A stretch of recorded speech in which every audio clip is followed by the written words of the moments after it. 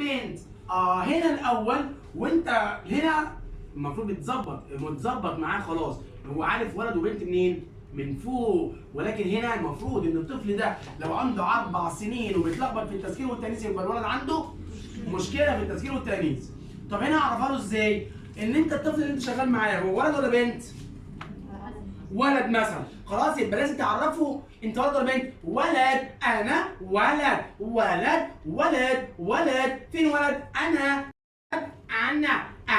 ولد ولد ولد ولد، واجيب له، انا بحب طبعا الالعاب والحاجات دي كلها، فاجيب له وودي، انا بحب وودي، حد عارف وودي؟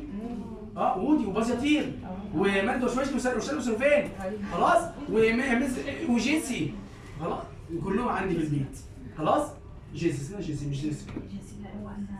انا جيسيكا؟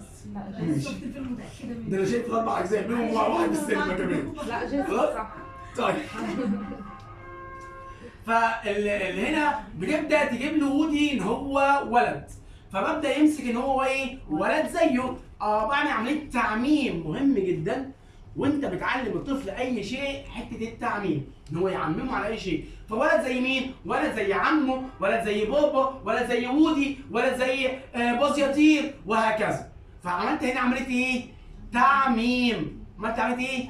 تعميم، مش يبقى هو بس، خلاص. وبعدين بتبدا ان هو تقول له ايه ده؟ انت بتعمل ايه؟ اعلمه فعل ياكل. انا اكل، بتعمل ايه؟ اكل، اديله اي حاجه ياكلها، بتعمل ايه؟ اكل اكل اكل اكل